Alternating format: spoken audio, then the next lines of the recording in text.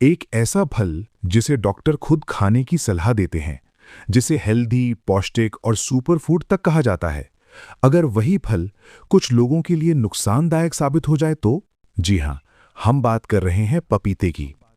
पपीता vitamin A, vitamin C, fibre और पाचन एंजाइम से भरपूर होता है। लेकिन हर अच्छी चीज हर किसी के लिए सही नहीं होती। कुछ खास परिस्थितियों में पपीता शरीर को फायदा देने के बजाय नुकसान भी पहुंचा सकता है। वेलकम टू देसी सेहत मंत्रा।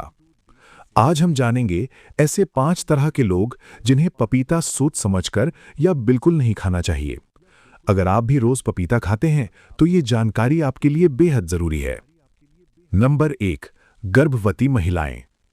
सबसे पहले आते हैं प्रेग्नेंट महिलाएं। कच्चे पपीते में एक पदार्थ पाया जाता है जिसे लेटेक्स कहा जाता है। ये गर्भाशय में हल्की संकुचन यानी कॉन्ट्रैक्शंस पैदा कर सकता है। इसी वजह से खास तौर पर शुरुआती महीनों में कच्चा या अधपका पपीता खाने से बचने की सलाह दी जाती है। हालांकि पका हुआ पपीता थोड़ी मात्रा में सामान्यतः सुरक्षित माना जाता है, लेकिन गर्भावस्था में कोई भी नया फल शुरू करने से पहले डॉक्टर से सलाह लेना बेहतर होता है। नंबर 2, लेटेक्स एलर्जी वाले लोग। कुछ लोगों को लेटेक्स एलर्जी होती है। ऐसे लोगों में पपीता खाने के बाद खुजली, त्वचा पर लाल दाने, गले में सूजन, सांस लेने में परेशानी जैसे लक्षण दिखाई दे सकते हैं। अगर किसी को पहले से लेटेक्स या रबर से एलर्जी है तो उन्हें पपीता सावधानी से खाना चाहिए। नंबर 3, लो ब्लड शुगर वाले लोग। पपीता फाइबर से भरपूर होता है और ये ब्लड शुगर को थोड़ा कम करने में मदद कर सकता है। ये बात डायबिटीज के कई मरीजों के लिए अच्छी हो सकती है, लेकिन जिन लोगों को लो ब्लड शुगर यानी हाइपोग्लाइसीमिया की समस्या रहती है, उन्हें ज्यादा मात्रा में पपीता खाने से बचना चाहिए, क्योंकि इससे ब्लड शुगर और नीचे जा सकता है। नंबर 4, खून पतला करने वाली दवा लेने वाले लोग। अगर कोई व्यक्ति ब्लड थिनर दवाइयां ले रहा है, जैसे वॉरफरिन आदि, तो उन्हें पपीता सीमित मात्रा में लेना चाहिए। पपीते में मौजूद कुछ तत्व खून के थक्के बनने की प्रक्रिया को प्रभावित कर सकते हैं।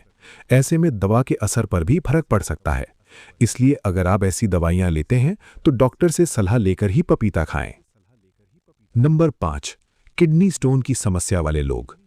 पपीता विटामिन सी से भरपूर होता है, लेकिन बहुत ज्यादा विटामिन सी कुछ लोगों में ऑक्सलेट बनने की प्रक्रिया को बढ़ा सकता है। अगर किसी को बार बार किडनी स्टोन बनने की समस्या रहती है तो उन्हें ज्यादा मात्रा में पपीता खाने से बचना चाहिए। अब सवाल आता है, क्या पपीता बुरा फल है? नहीं, पपीता एक बेहद पौष्टिक फल है। सही व्यक्ति और सही मात्रा में लिया जाए तो ये पाचन सुधारता है, इम्यूनिटी बढ़ाता है, त्वचा को हेल्दी रखता है, कब्ज से राहत देता है। लेकिन हर शरीर अलग होता है, इसलिए जरूरी है कि हम अपनी स्वास्थ्य स्थिति को समझकर ही किसी भी चीज का सेवन करें। एक स्वस्थ व्यक्ति के लिए दिन में लगभग 150 से 200 ग्राम पका पपीता सुरक्षित और फायदेमंद माना जाता है। लेकिन अगर ऊपर बताई गई कोई स्थिति आप पर लागू होती है तो पहले डॉक्टर से सलाह जरूर लें।